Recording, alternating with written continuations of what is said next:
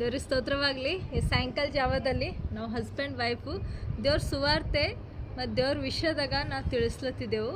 So ಇವತ್ತು ವಿಶೇಷವಾಗಿ husband wife ಸಲುವಾಗ ನಾವೊಂದು ಸ್ವಲ್ಪ ಸ್ಪಷ್ಟವಾಗಿ ಒಂದು 4 ಮಾತಾಡ್ಬೇಕಂತ ಇಷ್ಟಪಡ್ತೀನಿ ದೇವ್ರ ವಾಕ್ಯದಿಂದ. ಹಸ್ಬೆಂಡ್ ವೈಫ್ ಪ್ರತಿನಿತ್ಯ ಒಂದು ಸಣ್ಣ ಮಾತಿಗೆ ಜಗಳ ಆಡ್ತಾರಲ್ಲ, ಅವಾಗ ಶೈತಾನ್ ಏನು ಮಾಡ್ತದ್ರಿ, ಹೆಂಡತಿ ಮುಖಾಂತರ ಜಗಳ ಆಡಿಸ್ತದ, ಇಲ್ಲಾಂದ್ರೆ ಹಸ್ಬೆಂಡ್ ಮುಖಾಂತರ ಜಗಳ ಆಡಿಸ್ತದ. ಅದ್ರದ್ದು ಒಂದೇ ಏನ್ರಿ, ಹೆಂಗೆ ಆದಮ್ ಹವಳಾಗ ಬೇರೆ ಮಾಡಿ ಒಂದು ಪಾಪದಾಗ ಹವಳನ ಮುಖಾಂತರ ಪಾಪದ ಹಾಕಿತ್ತಲ್ಲ ರೀ, ಇವಾಗ ಭೀ ಅದ್ರದ್ದು ಅಷ್ಟೇ ಗುರಿ ಒಂದು ಹಸ್ಬೆಂಡ್ ವೈಫಿಗೆ ದೂರ ಮಾಡ್ಬೇಕು. ಅವ್ರಿಬ್ಬರ್ಲಿಂದೇ ಈ ಜಗತ್ತು ಸೃಷ್ಟಿ ಮಾಡ್ಯಾರ ದೇವರು.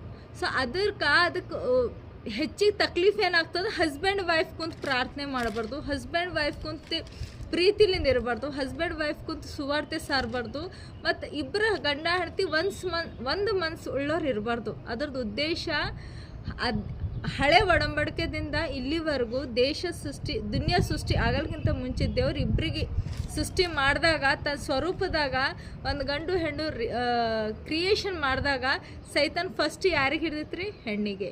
ಯಾರು ಕುಟುಂಬ ಒಡಿಲಕ್ಕೆ ಸ್ಟಾರ್ಟ್ ಮಾಡಿದ್ರಿ, ಆದಮ್ ಹವಳಗೆ.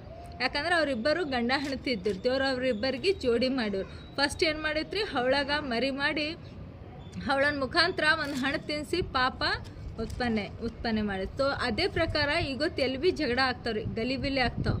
ಎಲ್ಲಿ ಭೀ ಏನು ಭೀ ಹಸ್ಬೆಂಡ್ ವೈಫ್ದ ಫ್ಯಾಮ್ಲಿ ಕಡೆಯಿಂದ ಆಗಲಿ, ಯಾವುದು ಹೊರಗಿನ ವಿಷಯ ಕಡೆಯಿಂದ ಆಗಲಿ, ಯಾವಾಗ ಭೀ ಶೈತಾನ್ ಏನು ಮಾಡ್ತದ್ರಿ, ಹಸ್ಬೆಂಡ್ ವೈಫಿಗೆ ಮಿಸ್ಅಂಡರ್ಸ್ಟ್ಯಾಂಡಿಂಗ್ದಾಗ ಹಾಕ್ತಾರೆ. ಸ್ಪೆಷಲಿ ಸೇವಕರು ದೇವ್ರ ಮಸಿ ಅಂದ್ರೆ ದೇವ್ರ ವಿಷಯದಾಗ ಯಾರು ನಡೀತಾರ, ಯಾರು ಕ್ರಿಸ್ತ ಮಕ್ಕಳು ಇದ್ದಾರೆ ಅನ್ನೋರಿಗೂ ಎಲ್ಲರಿಗೂ ಮಾಡ್ತಾರೆ. ಸೈತಾನ್ ಗುಡ್ಡೆ ಅದಕ್ಕೆ ಹೆಂಡತಿ ಒಂದು ಕಡೆ ಹೋದ್ರೆ ಗಂಡು ಒಂದು ಕಡೆ ಹೋಗ್ಬೇಕು. ಸೊ ಇದೇ ಒಂದೇ ಗುರಿ ಹಿಡ್ಕೊಂಡು ಶೈತಾನ್ ಮುಂಚೆ ಹಿಡ್ದೆ ಇದೇ ಒಂದು ಗುರಿಲಿಂದೇ ಇಲ್ಲಿ ತನಕ ಆಡ್ಲತ್ತದ. ಇನ್ನು ಜನಕ್ಕೆ ಅರ್ಥ ಆಗ್ಲತ್ತಿಲ್ಲ. ಸೊ ಎಲ್ಲರೂ ಇದು ಒಂದು ವಿಷಯ ಅರ್ಥ ಮಾಡ್ಕೋರಿ.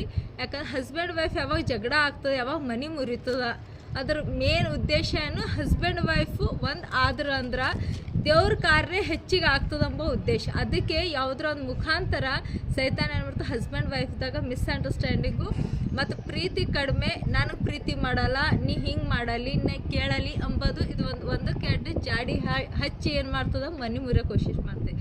ಸೊ ನಾವು ಜಾಗೃತಕ್ಕಾಗಿರ್ಬೇಕು ರೀ, ನಾವೆಲ್ಲರೂ ಜಾಗೃತಕ್ಕಾಗಿರ್ಬೇಕು. ಹಸ್ಬೆಂಡ್ ವೈಫ್ ಎಷ್ಟು ಜನ ಕ್ರಿಸ್ತ ಮಕ್ಕಳು ಹರ, ಬೇರೆಯವ್ರು ಭೀ ಹರ, ನಿಮ್ಮ ಮನೆಯಲ್ಲಿ ಎಷ್ಟು ಜಗಳ ಕಿರಿಕಿರಿ ಆಗ್ತದೆ ಫಸ್ಟ್ ಅರ್ಥ ಮಾಡ್ಕೋರಿ. ಅರ್ಥ ಮಾಡ್ಕೊಂಡಿರಂದ್ರೆ ನಿಮ್ಮಲ್ಲಿ ಜಗಳ ಕಿರಿಕಿರಿ ಆ ಅರ್ಥ ಅಂಬೋದೇ ಮಾಡ್ಕೊಡೋದು ಸಹಿತ. ಸೊ ಅದಕ್ಕೆ ಏನು ಮಾಡಬೇಕು, ನಾವು ಪ್ರಾರ್ಥನೆ ಮಾಡ್ಬೇಕ್ರಿ. ತನ್ನ ಹೆಂಡತಿ ಕಡೆಯಿಂದ ಗಂಡ ಪ್ರಾರ್ಥನೆ ಮಾಡೋ, ಗಂಡನ ಕಡೆಯಿಂದ ಹೆಂಡತಿ ಪ್ರಾರ್ಥನೆ ಮಾಡಬೇಕು. ಇಬ್ಬರು ಒಬ್ರಿಗೊಬ್ರಿಗೆ ಪ್ರಾರ್ಥನೆ ಮಾಡೋರಾಗಿರ್ಬೇಕು.